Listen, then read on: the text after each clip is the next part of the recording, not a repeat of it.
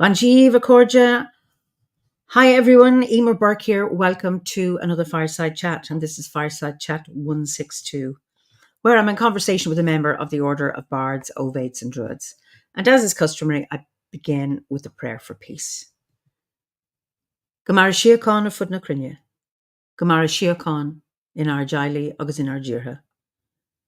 Gunari Lin, Len Arkwich Garmaka, Gamwich Buikas Jeev, Jeha Chivdaka, a spirit Chivdaka.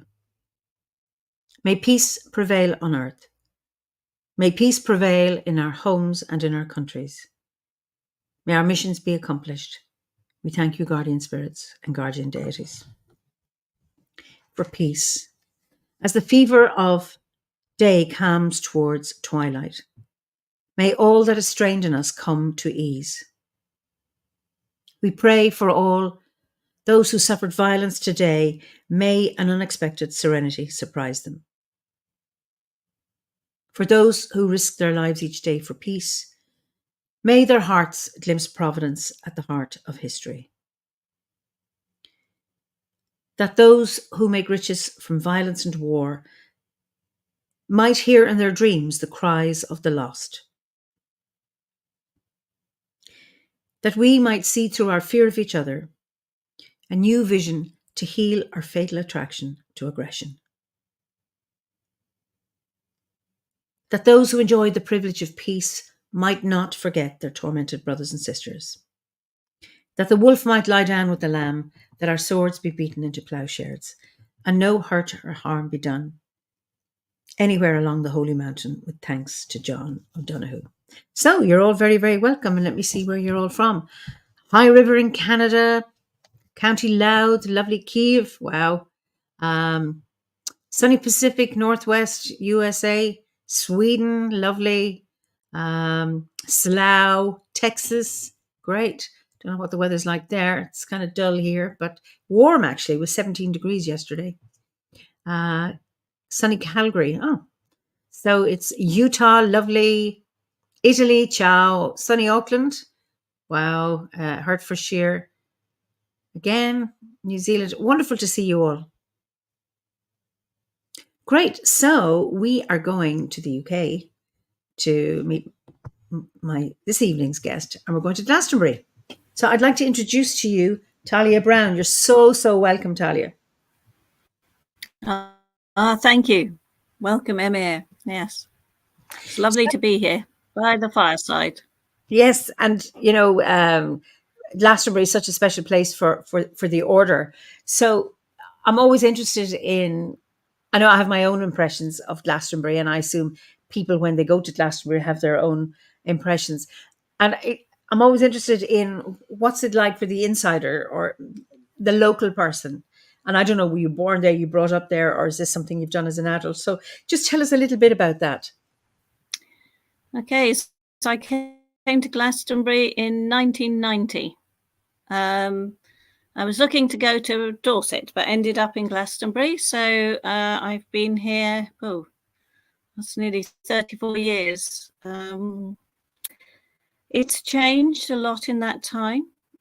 Things we were doing back in 1990, just a handful of people. We now have hundreds, even thousands of people coming. So it's a very colourful place.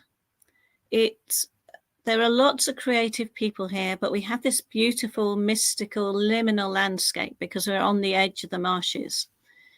And there is a sense of where the waters meet an Avalon, which is a sort of mystical place. And the other thing I love about Glastonbury is that I haven't travelled very much, but all the world seems to come to Glastonbury. So I have friends from all over the world, and that's how I came to be in Obod, because it was a member coming from Australia who was coming over and staying in the house I was in. And then I thought, oh, well, this is interesting. So, yeah.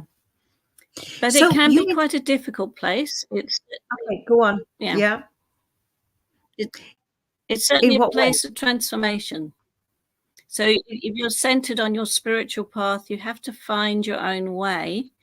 And Okay. often people come here and they think, oh, it's going to be wonderful. And the first 18 months it's almost like everything falls apart and they have to come back from who they actually genuinely are. So it can be a tricky place to live. Did that happen to you? Oh, yes. Yes, it did. And every time I thought I was getting somewhere and I was doing something, something unexpected would happen and then everything would shift. So I came in with a partner of 4 years, so that all went away. Yes, whatever I tried to do, it would kind of fall apart in some way, and then something else would come in its place. And one of the things that came was that I found myself painting very large banners for different events in town. And when I was at art college in Cornwall, they'd said, oh, you should paint big, and I couldn't. But when I came to Glastonbury, it was like people would say, we need you to paint this 9 foot, and it was oh dear. So, and it's also where I met I moved in and I first encountered my first Druid teacher, who had actually lost their teacher. He'd died when he was a sort of hereditary Welsh Druid, Mynarch. And so this person was coming round to see the person I was sharing with who wasn't in. And then we'd sit and we'd have tea and he'd go through all the teachings for a year and a day. And that was my first initiation into Druidry. And then I followed a solo path because that was back in 1990 for quite a while. But yeah, that was the first thing that came to me in Glastonbury. Wow. That's wonderful. I just want to go back. You mentioned the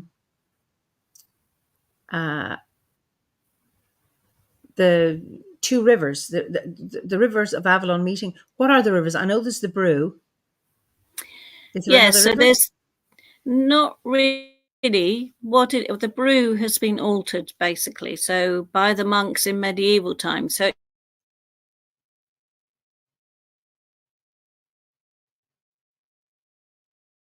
you have frozen on me. I don't know if you can hear me. You have frozen.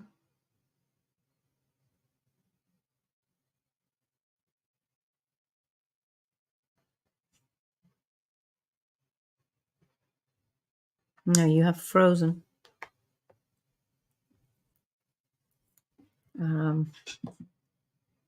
It's interesting. Sean has a question. I'll just wait for Talia to come back. I've heard of so-called Jerusalem syndrome, where people go to a holy place and end up having a spiritual break, and not always positive, sometimes overwhelming. Just the same happened in Glastonbury. Well, I think that's what she was referring to. But it's really interesting. I heard of Glastonbury when I was. She's gone. Hopefully, she'll come back. My first time to hear of Glastonbury was I was living in Lesotho, in southern Africa, and I became involved in a healing and meditation group, and that's where I first heard of Glastonbury. And they said that was the New Jerusalem, that the New Jerusalem was energetically above Glastonbury. At the time, I wasn't too sure what that meant, but maybe as a place of pilgrimage. Yeah, I'm hoping she can come back. I'm going to give her a text to see if she can come back. So now, what am I going to talk about while I'm waiting for her to come back? Just remove that question. It'd be interesting. Anyone here who has had challenging experiences in Glastonbury, if you could put it into the chat, it might be interesting to see that. Ricky, thank you so much. I've decided to call these Elsa moments whenever either of the speakers is frozen. Brilliant. So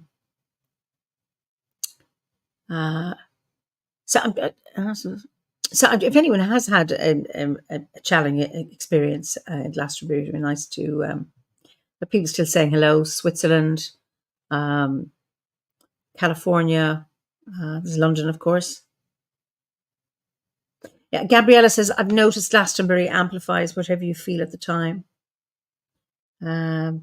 Jane says, I've had challenging experiences in the Abbey, felt cold and as if I was being followed. And that's fascinating. I say Pat has a question there. Do you remember a friend told us both about the time when a wave of crazy seemed to sweep across the whole town of Glastonbury briefly and affected people's behaviour? I don't remember that, but I know, I mean, anecdotally, I've heard just kind of comments about it throwing you off, because that it's not for everybody, that people, hopefully they realise that it's not for them and then they're able to go rather than having some kind of breakdown and being stuck without any moving on. Yeah. I don't know where Talia is. That is such a pity. So I don't know what to do. I'll just wait and just thinking. I'm just maybe thinking of a story to tell you to keep you occupied or keep me occupied, because I find this when I don't see faces, just into the void. Tell us my favorite book. Okay, Pat, that's always that, and I still don't know it off by heart. That's always a fallback. Well, we did.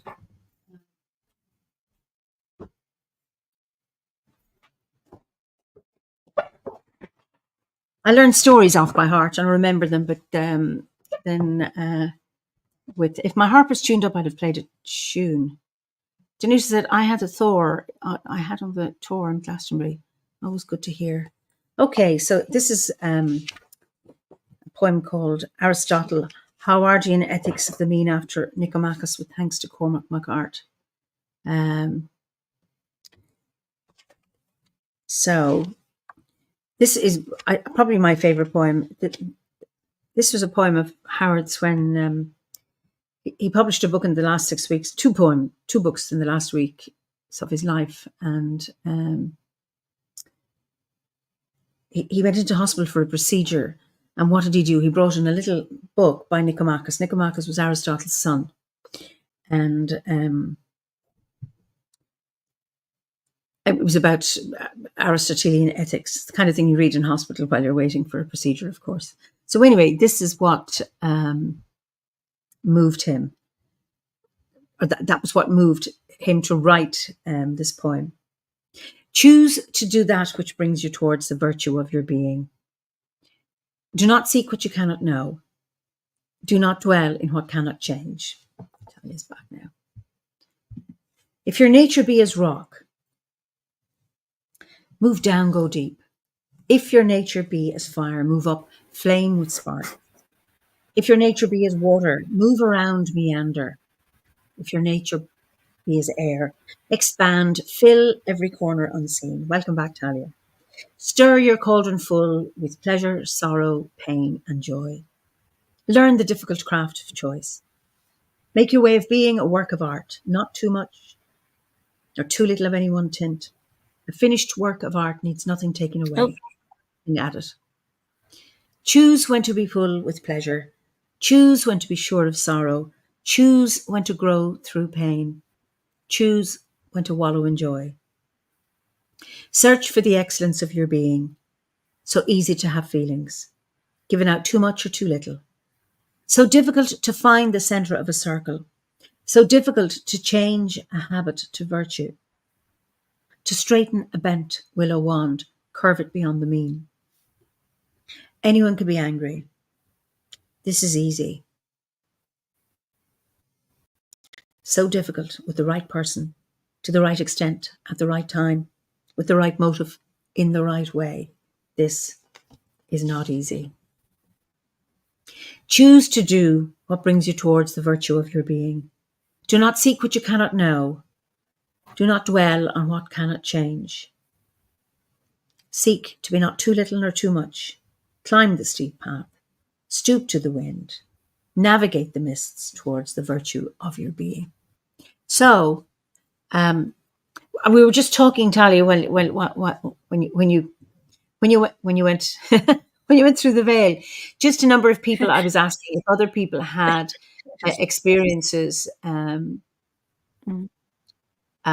with Glastonbury and the energy there. So Amy says, Glastonbury is multi-layered. I felt dismay at seeing a lot of trash at Wherryhill Hill before the cutting of the sacred tree.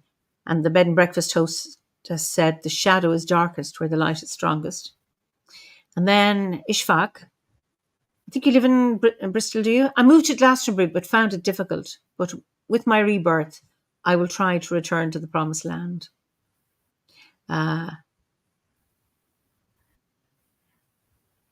Okay, there's another question I'm going to ask. Somebody, Christina, said she'd had a profound experience at Chalice Well. It was good overall, but felt a little bit like being chastised and welcomed home at the same time. Ouch. Yeah. Great. So now where are we? I just want to make sure. So yes, because Sean had asked, he was talking about, but I think you'd already mentioned it. The question came in late that people going to Jerusalem often have kind of a crazy experiences where they have a breakdown. Sometimes they're resolved and sometimes there aren't. And I was saying that my first time I heard of Glastonbury, I was living in Lesotho in Southern Africa. And I was involved in a healing and a meditation group. And they talked about Glastonbury is the New Jerusalem, that energetically it lay over Glastonbury. I don't know if you've heard that. Have you heard that? Oh, yes. And they love to sing the William Blake song about Glastonbury being the New Jerusalem. And it's many layered, and it's like there are different paths within it. So some people get very lost within Glastonbury, and there are some very beautiful spaces, some very chaotic spaces. I mean, we have over nearly 80 different spiritual groups living within the town. So yes, and of course, if you've ever seen the map of the ley lines, it's like this map of ley lines going. So it's about finding a place where you can be. I mean, for 20 years, I was living in a house, and it had the Abbey stone wall around it. So it was a bungalow with an Abbey stone wall around it. And so that meant it was very peaceful. But as soon as you opened the door, there was like this whirl of energy spinning around. So we got to find places to ground when we're in Glastonbury, really. Absolutely. So there was something I was going to... Can you sing the song? Oh, no, probably not. I don't think I would sing it in... and did those feet in ancient times walk upon England's mountains green? And people will be very cross because now I've half forgotten the words, but it's by William Blake called Jerusalem. Yeah, so whenever people are up the tour on an event, they sing it. Yes. I didn't know that was about Glastonbury. It was, I don't know how many winter gatherings ago, maybe you were there. There were two guys there talking about pilgrimage. They were the British Pilgrim Trust, and it had just been set up, and they were walking along a river. I can't remember, and they sang that song. I like yes. The air. I like the song. Yeah, wonderful. Okay, it wasn't written. I don't think William Blake never mentioned Glastonbury. Yeah. Yes. He never. Sorry. And then I think the music was written for. No, I don't. I think historians have looked, and he didn't seem to mention Glastonbury. So people have associated with Glastonbury since then, and I think it was put to music for the women's vote. They were the ones who asked for that poem to go into music. It's got an interesting history, but it's definitely these days associated with the tour. And people in Glastonbury do have a sense of, some people have a sense of the New Jerusalem. Other people don't really, there's many different paths and different views, really. And are you saying it was put to music by campaigners for the women's vote? Is that what you said? Yes, that's right. They asked for, I can't remember which composer. I mean, our local historian, Paul Weston, would he would know the details, but basically that's It was written as a poem by William Blake, and then in the beginning of the 20th century, it was put to music. And of course, the melody is very evocative. It is. I love it. Yes, absolutely. So, I mean, we met, you and I, with Olivia. Actually, I met you in Glastonbury, actually, in 2011. I was at the Goddess Conference. And that was, I'd gone to the summer gathering in June. And then in July, I went back to Glastonbury to the Goddess Conference and met you with Olivia Robertson, who was one of the co-founders of the Fellowship of Isis, and you're a priestess there, and you're a druid in the Druid clan of Dana. And of course, Olivia was one of Philip's teachers, and she was also a friend of Nuan. So lots of lovely connections. And I met you and your sister Lydia, and then subsequently met you in Huntington. So what were you doing before you found, I mean, I assume it was Linda that introduced you to Obod, yes? Yes. So, and that was back in 2016.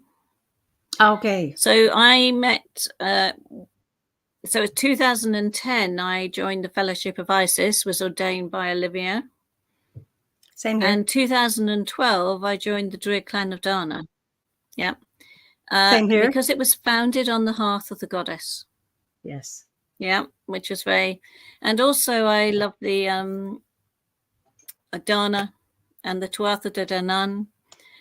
So, and the fact that the Druid clan of Dana is founded on developing our psychic gifts through nature.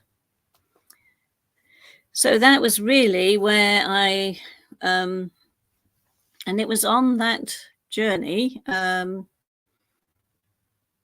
because I had my grove, the White Heart of Avalon, back in 2012, and then my teacher in the Druid clan of Dana said, "Oh, well, I think you need to train to become an Ardaban Druid," which basically is a teacher in the Irish. And I was on a pilgrimage from Glastonbury to Lindisfarne, and I had this dream where what I had to teach was, it was my life went in front of me, and it was this blend of yoga, nature, druidry, Buddhism, the goddess. It was like it was all flowing as melding into one stream. And I went on a yoga retreat in Lindisfarne, and they were starting a yoga teacher training. So I said, well, I've had this dream. And they said, oh, well, that's great. You can do your research project on that. So I did the research project. And of course, I read a lot of Philip's work and Nuan. And so, and then Linda moved into the house. And then I thought, well, I'd like to find out more about Obod. And so when I completed my yoga teacher training, I then joined Obod. That would be in 2017. So, yes, but I still have my grove. I love the Druid clan of Dana, because when we go out into the land, and around Glastonbury, you have the Temple of the Stars. We always read from Olivia's writings about the stars, all those different beautiful sort of plays she does out in the land. And I love the summer ritual. We always go out onto the land in the center of the zodiac and do that. But I feel it's very much the teachings come through the dream. That's what I find with that. Wow. So I'm just interested, where do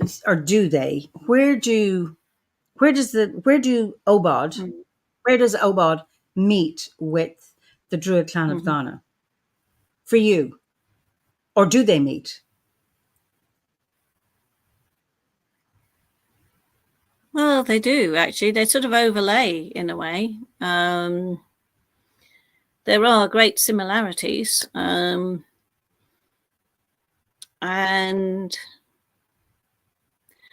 I suppose, interesting question. So they do meet in a sense, because I see it as flowing from one thing to the other. But obviously, I belong to the Ash Grove within Glastonbury, so we do a lot of with Penny, Billington, and Arthur, and So what I've found with Obod, it's almost like it's in the outer world. So you get all the references. If you want to read about things, you get I love the way that it's set up so that actually you can be anywhere in the world, and it's set up, and it doesn't matter whether you're completely new to Druidry or whether it's been on your path and you're following different paths as well. It works. And so it works as a sort of online teaching, because always before that it had been through people I'd met. So I find that's very interesting. And again, it's very organized, and it works very well in that way. Whereas on the other hand, with the Druid Clan of Dana, and certainly with Glastonbury as well, it can be very intuitive. It can be spontaneous in the moment. And that's one of the differences that can be. So it's also, so sometimes I'm trying to bring a bit more sort of organization into when we're doing the Druid Clan of Dana. And sometimes we're trying to find a bit more spontaneity when we're doing our Obod, working with Obod, really. But I'm on the Ovate course at the moment. I've been going through that for about 3 years, I think. So that's different again, because it is literally going into the forest and connecting with the ancestors and and the trees. So that's the part of the journey I'm on with Obod. And then, of course, I'm a member of the Ash Grove, and we do a lot of things together, really, so which is lovely. And that's the nice sense of community that you get. Beautiful. Jane, who's in the Fellowship of Isis, she said, for me, Fellowship of Isis is more mystical and goddess inspired than in Obod work. But you know what? It's lovely. It's lovely to be able to weave two different perspectives and there not be any clash, because they are both different ways of expressing or the same thing, maybe, or touching the sacred, touching the land, touching divinity, however that is. And it's just a lovely way to have those different strands and how they can meet. I think that's beautiful. Timey has a question. Go on. Sorry. Go on. No, that's fine. No. No, you do. You go. Yeah. I noticed there's a pause, so I'm. It's very hard to pick up the cues that there's a delay. Yes. So okay. So yes, I was just going to say yes. So that is the thing that I love about both Fellowship of Isis and the Druid Clan of Dana, is it is founded on the hearth of the goddess and the mystical aspect of the divine feminine, which personally for me is where my heart is. So yes, I love that, really. And that is slightly different from Obod, which is more balanced between sort of masculine and feminine. But I love to dive into that space of the goddess, really. Oh, lovely. Would you say, Timey has a question, would you say that Druidry works as a catalyst? Yes. Yeah. I think it inspires our creativity. I think it gives us, we connect to nature, but also we find our creative expression, whatever that may be, in whichever form we're meant to actually bring this across. Which is why I think it's so dynamic, really, as a path. I think that's quite beautiful. Yeah. Sean has a question, but I think you may have already touched on it. Does your FOI and your Obod practice inform each other? What do they bring to the other's world? You may have already touched on that, but maybe develop it a little bit. Well, they do, because sometimes, you see, I'm reading Olivia's plays, and then I read the Obod plays, and then you can see the connection. There is a similarity in the structure, and then there are the differences. And I feel enriched. This is why I like to belong to different orders, because you get a different quality with one group of people, and then you're with another group. And I'm also part of the Gorseth of Yinniswitran, which are the local druids Yeah. who live within walking distance of Glastonbury. So that's something else again. And I suppose, again, it's like communities of people create a certain atmosphere. They create their own resonance. And I always think we have such a wonderful wealth of different types of people. So I always like to go and be in different groups and and be part of a range of things, because I think that's all part of that wonderful, rich tapestry that is there for us in these times, really. Well, absolutely, absolutely. And Gabrielle has a question, and I can't answer this for her, but she says, I'm still slightly confused. What group to join within FOI? I'd appreciate any suggestions or insights to help clarify that. Now, Gabrielle is a member of OBOD. Oh, well, you see, each Iceum, if you join the Fellowship of Isis, each Iceum has its own character, because the genius, I thought, of Olivia was to empower each person to find the deity that they connect to. And I think the only rule really is that you don't harm anybody, that you treat people with respect.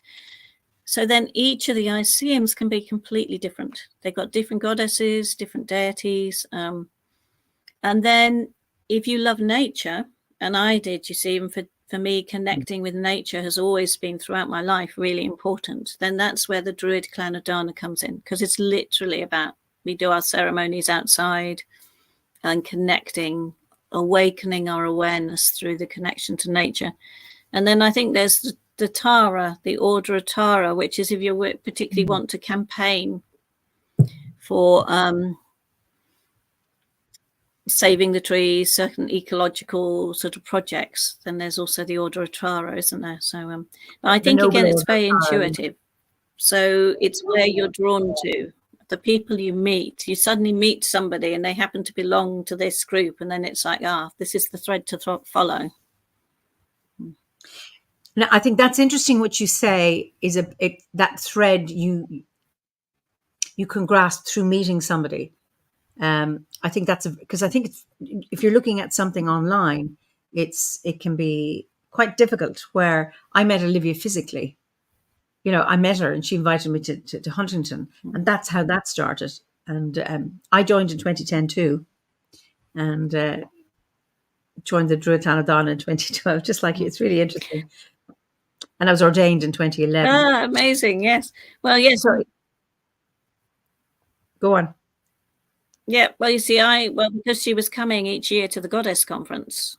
That's right, yeah. That's where I met Olivia, and then my sister Lydia was ordained before me, some years before me. So, and she always came to the Iceum there. So that's where we met her, and yes, the connection. But whenever she did, because she'd always do an impromptu play at the Goddess Conference, and to me that was always the most powerful thing, because it was like on the inner worlds, all the different levels would sort of come alive, and I loved her spontaneity and her sense of humor. That was yeah, she was. I remember so when we meet at Huntington now, we've already people have volunteered to do the mystery play in advance, because she used to hop on people to say, now you be the spring maiden, or you be the Cailleach. And people might have been there for the first time, not a priest or priestess or anything. I remember people just keep their heads down in case she catches their eye and asks them. But they were always amazing, because somehow spirit moved people to speak, and they would stand up. And she was never critical. She would never say, nothing, that's stupid, or you shouldn't say that. She just allowed whatever was meant to unfold. So she had a great sense of humor and a great sense of fun. Yes, it's a great gift, isn't it? That, yes. Absolutely. Yes. Yeah. Pat says, the FOI is my connector. It gives me a path to move from Celtic myth into world myth, because Isis of the 10,000 names contains so many goddesses. That's a very nice, yes, wonderful. Yeah. Yes. So when you came back from Lindisfarne, you came back as a yoga teacher, did you? Well, no, I then started, I had 2 years to then go and train in Wales doing the yoga teacher training. Okay. And I had a year where I was actually researching into what I called the 3 hills of yoga. So I was finding the symbolism which you have within the yoga tradition, within the 3 hills of Glastonbury. So again, finding the spirit of place, and also that connection between the way that Druidry can be taught in riddles and questions, and you get that in the Upanishads. And there's that wonderful connection between Irish mythology and Indian mythology. So I was looking for this confluence of streams, really, where the two were sort of blending together. And that's where then I had to, because always before I'd had personal connections and I'd had a sort of intuitive connection with the land. So at that point, I then had to read different books and think, okay, well, if I've got to put a definition in, I better actually read what's actually said out there to then write my project. Yeah. And I felt that because of the dream where everything blended together, that was also all part of the Ardaban Druid training. And so when I completed my yoga teacher training in 2017, I then did that ordination on the side of the tour, which I felt empowered me to teach. And at the same time, I then joined OBOD and did the Bardic course. And that was a review of my 19 years of solitary Druidry and the sort of Druid clan of Dana, because it's so well set out, that course, with the classic myths. Yes, so that's really, and that's what I find, is that I seem to focus on one. So I might be focusing on the yoga, and then the Druidry might go to the background, and then the Druidry used to come forward. But now I'm weaving the two together. So when I teach, I'm teaching to the rhythms of the season, the rhythm of the moon, the patterns of the stars, and using language that helps reconnect people to nature. Wow. Yeah. Tell our viewers a little bit about your sun salutation. Oh, yes. I've got it over there. I'll just go and pick it up, actually, quickly. Okay.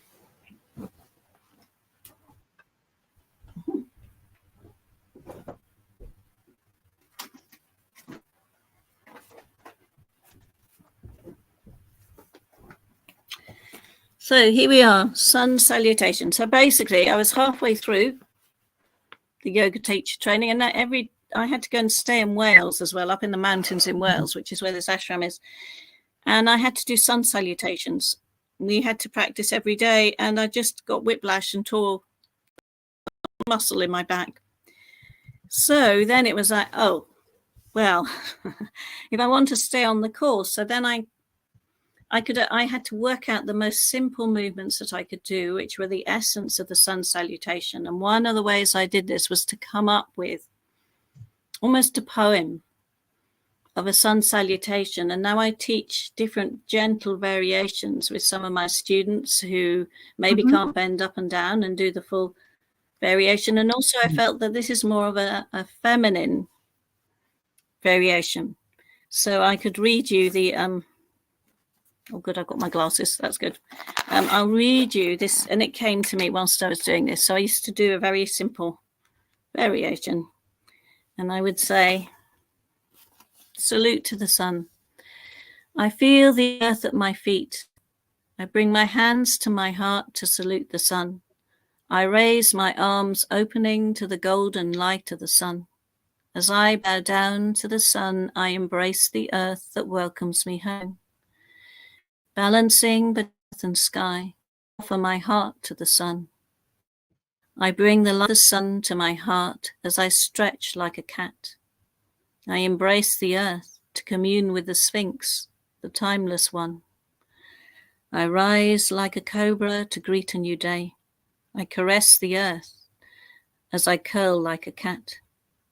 Balancing between earth and sky, I offer my heart to the sun, bringing sunlight to my heart, touching the earth, drawing earth's energy up as I salute the sun. I stand tall with a radiant brow.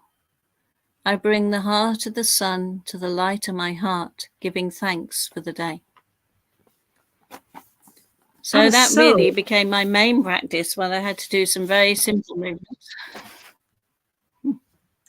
That is so beautiful.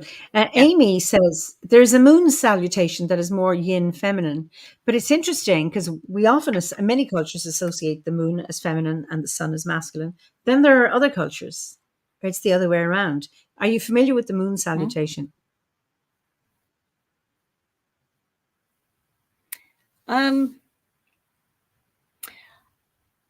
moon salutation in the classical yoga is you add one pose.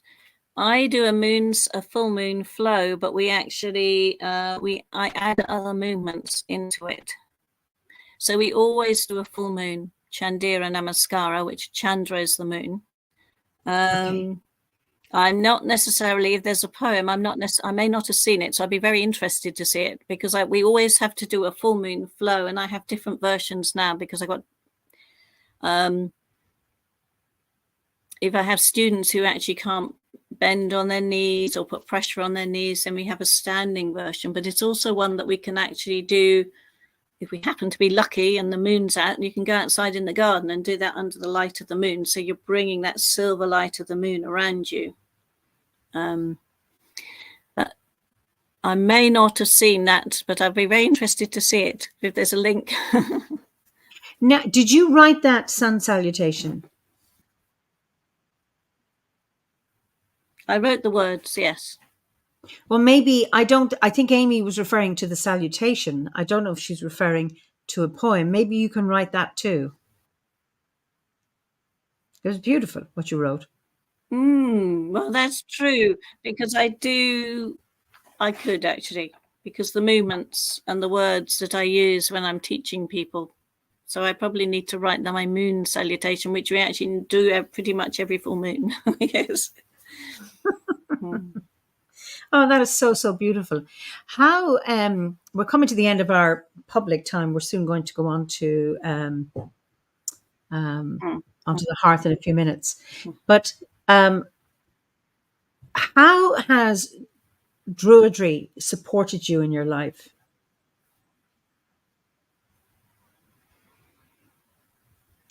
Ooh, what a wonderful question. Well, my connection to nature has always been key. That's where I find peace. That's where I come home to myself. I think Druidry has really empowered me to find my creativity. Certainly, when I did my bardic initiation, I was a painter for a long time, so I would paint images. And then when I did the bardic initiation, it was like I thought I'd be painting stories with images, but actually the words became images, and it changed around. So it's a wonderful source for my creativity. I have some wonderful Druid friends who have a deep love of both nature, of community, of living in harmony with nature, but also of peace and creating peace. So, yes, I think that's where I began to feel that I'd found a home, really, because for a long time, I used to feel at odds when I was younger with society. Yeah. Well, it's so many people say that. I know we all say, oh, it's becoming a cliche within the order, but cliches are based on reality in many ways. For so many people will say that having joined the order have found a home, like I did, like a second family. And where do you get your inspiration? Do you get it? Is there a special place? Is there a special ritual you do? Does it come to you spontaneously? Do you sit in front of a blank canvas and start painting, or a blank page, or how does it come to you?